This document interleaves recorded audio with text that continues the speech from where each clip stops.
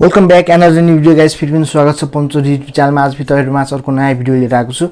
So म चाहिँ मोबाइलको स्क्रिनमा आइसकेको छु। यहाँ देख्न सक्नुहुन्छ मैले चाहिँ अलरेडी यहाँ काइनमास्टर एप्स ओपन गरिसकेको छु। सो आज पनि म तपाईहरुलाई सिकाउन गइरहेको छु कसरी चाहिँ 3D इन्ट्रो बनाउने आफ्नो युट्युब च्यानलको लागि। सो यहाँ देख्न सक्नुहुन्छ।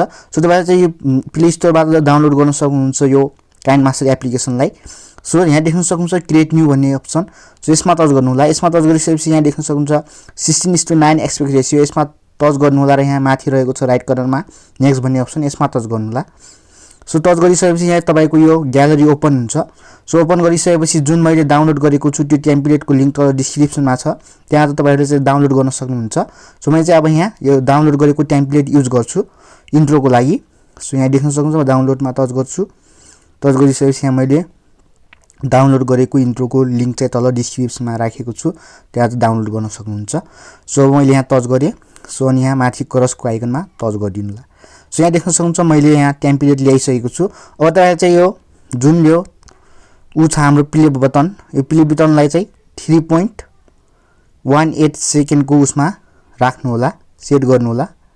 सो देख्न सक्नुहुन्छ 3.18।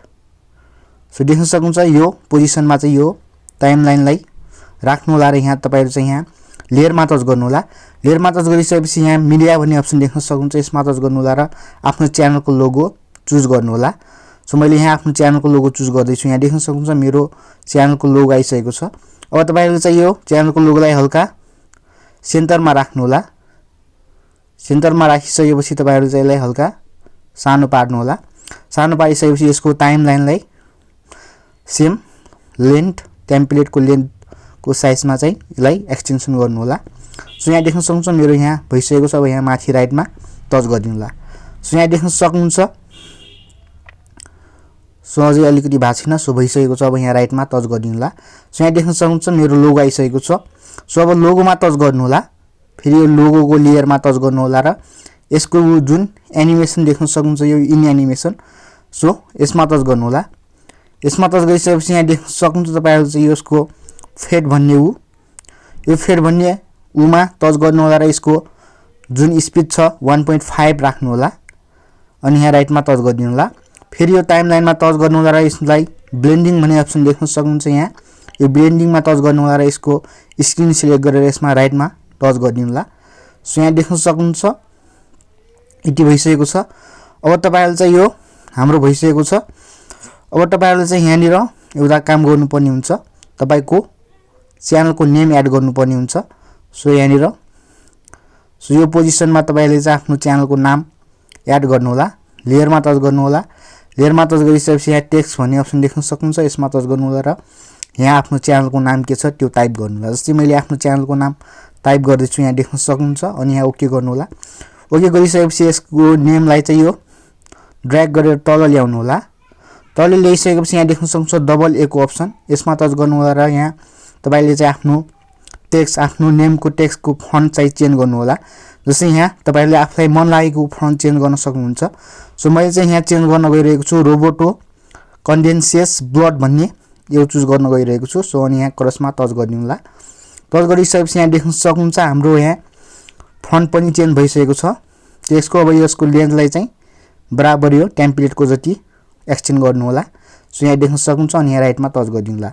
फेरि अब तपाईले यो टेक्स्टको लेयरमा टच गर्नु होला। टच गरिसकेपछि यहाँ देख्न सक्नुहुन्छ इन एनिमेसन भन्ने अप्सन, सो यसमा टच गर्नु होला र यहाँ देख्न सक्नुहुन्छ फेड भन्ने अप्सन, यसमा टच गर्नु होला र यसको पनि जुन स्पिड छ 1.5 राख्नु होला अनि यहाँ माथि राइटमा टच गरिदिनु होला। सो यहाँ देख्न सक्नुहुन्छ अब यो हाम्रो इन्ट्रो चाहिँ लगभग बनिसकेको छ। अब तपाईले चाहिँ एउटा काम गर्नुपर्ने हुन्छ, एउटा सेटिङको आइकन देख्न सक्नुहुन्छ लेफ्ट साइडतिर, यसमा टच गर्नु होला र यहाँ भिडियोमा टच गर्नु होला। भिडियोमा टच गरिसकेपछि यो video fade out end of project भन्नेलाई इनेबल गर्नु होला। इनेबल गरिसकेपछि यसको चाहिँ जुन उ छ स्पिडलाई, यसको स्पिडलाई चाहिँ यहाँ 0.75 राख्नु होला अनि यहाँ क्रसमा टच गरिदिनु होला। अब यसलाई चाहिँ तपाईहरु चाहिँ एक्सपोर्ट गर्न सक्नुहुन्छ। यो इन्ट्रो चाहिँ हाम्रो बनिसकेको छ। अब मैले चाहिँ यहाँ प्ले गरेर तपाईहरुलाई देखाउने छु। सो यहाँ देख्न सक्नुहुन्छ। सो देख्न सक्नुहुन्छ हाम्रो इन्ट्रो बनिसकेको छ, यहाँ देख्न सक्नुहुन्छ। सो अब यसलाई चाहिँ एक्सपोर्ट गर्नको लागि यहाँ माथि एरोको बटनमा टच गर्नु होला र यसको बिट्रेट चाहिँ हाई राख्नु होला अनि यसमा चाहिँ मैले हाई क्वालिटी एचडी मा मैले 1440p मा सेभ गर्दै छु यो चाहिँ राम्रो क्वालिटी आउँछ अनि यसमा सेभमा टच गर्नु भने यो चाहिँ एक्सपोर्ट हुन्छ सो यसै गरी तपाईहरुले पनि आफ्नो YouTube च्यानलको इन्ट्रो बनाउन सक्नुहुन्छ सो भिडियो कस्तो लाग्यो कमेन्ट्समा कमेन्ट गरिदिनु होला सो आजको भिडियो यति नै थियो आई होप तपाईलाई चाहिँ भिडियो मन पर्यो होला यदि भिडियो मन पर्छ भने लाइक कमेन्ट गरिदिनु होला च्यानलमा नयाँ हुनुहुन्छ भने सब्स्क्राइब गरेर सँगै आउने बेल आइकनलाई प्रेस गरेर अल भन्ने नोटिफिकेसन अन गरिदिनु होला ताकि यस्तै नयाँ भिडियो तपाईहरुमा लिएर आउने छु सो थ्यांक यू गाइज